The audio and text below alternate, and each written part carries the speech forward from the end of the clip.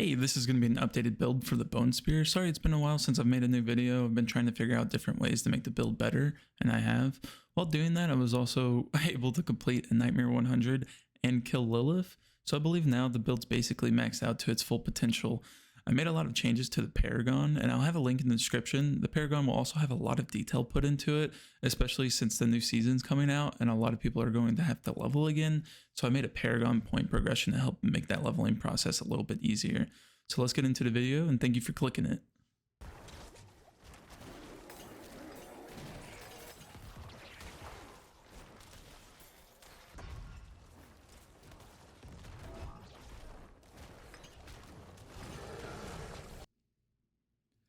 All right, here we're going to be talking about skill tree and the Book of the Dead and a couple of the changes that we made with that.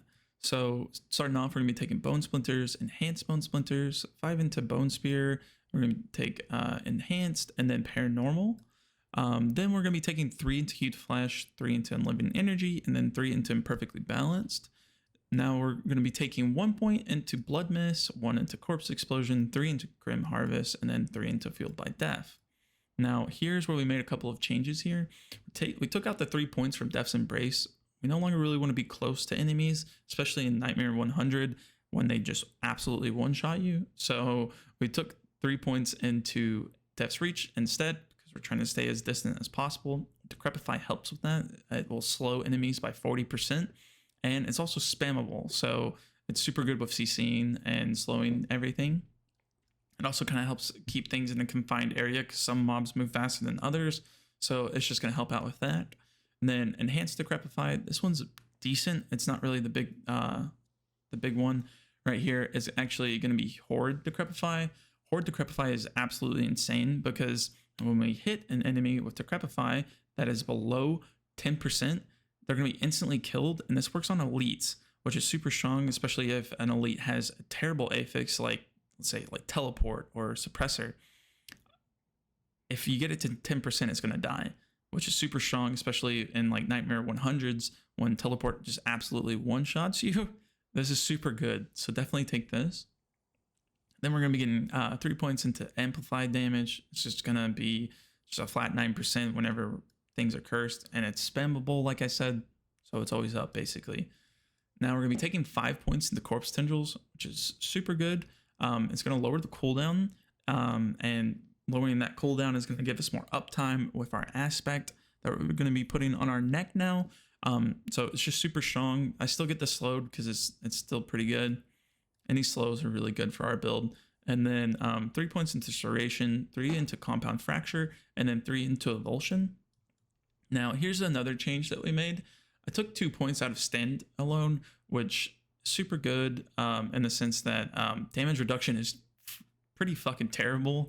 So yeah, we made that change. We now put 3 into Memento Mori and then 3 into Inspired Leader, and then we're gonna end it off with Ossified Essence.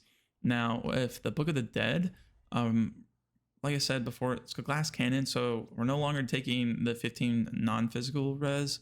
We're just gonna be taking 5% crit.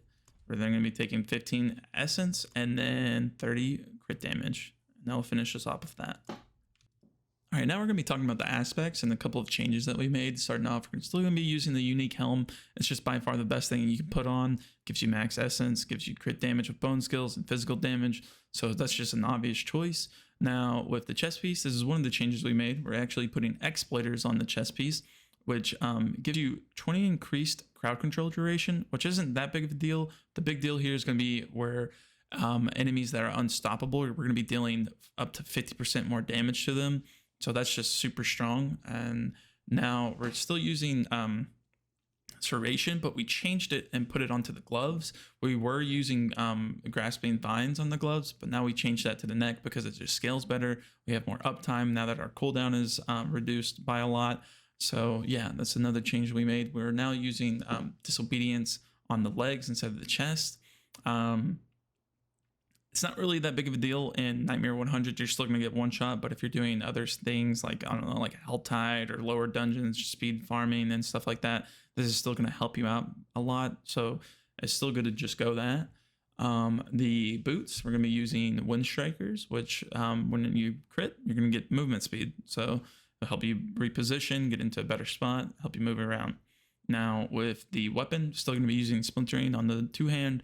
It's by far going to scale the hardest there, so makes sense to put it there. Like I said before, using Grasping Veins on the neck.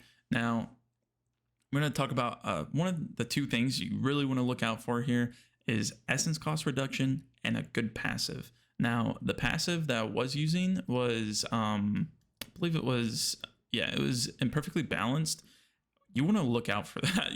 You don't want to use that. It's going to reduce your core skills or increase your core skills by 18%.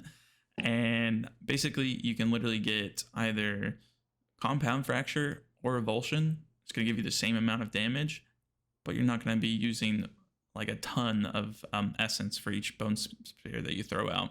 So definitely look out for that one. Now continuing with the rings, still going to be using Edge Masters. It's just by far one of the best aspects for a build, so make sure to get that. And then Exposed Flesh. This is super strong. It is kind of rare to get, so you definitely need to look out for it. I would probably, when I'm leveling in the new season, I'm probably going to be rolling rings until I get this, and I'm going to save it until I get a God tier ring. But before you get that, I would probably just use Umbral. It makes sense. And with Decrepify, if you get more than 2 enemies, you're going to be getting more essence back. So definitely use Umbral until you get that. But that will finish us off with the aspects. All right, really quickly, I'm going to go through the Paragon and the glyphs that we're using with it. We're going to be using Exploit. It's going to be giving us vulnerable damage.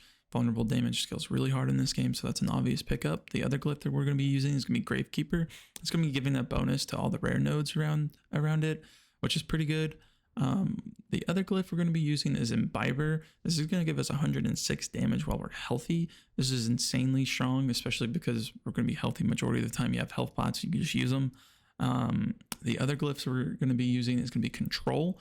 This one is insane. It's going to give us 148 damage to crowd control enemies, and we're also going to get 10% damage to slowed or chilled, and then 20 damage against stunned and frozen enemies. So this one's just really good. And then the last glyph we're going to be using is going to be Essence. It's going to give us 97 crit damage with core skills. Our build is a core skill, so it scales insanely strong with this build. So yeah, I'll finish this up.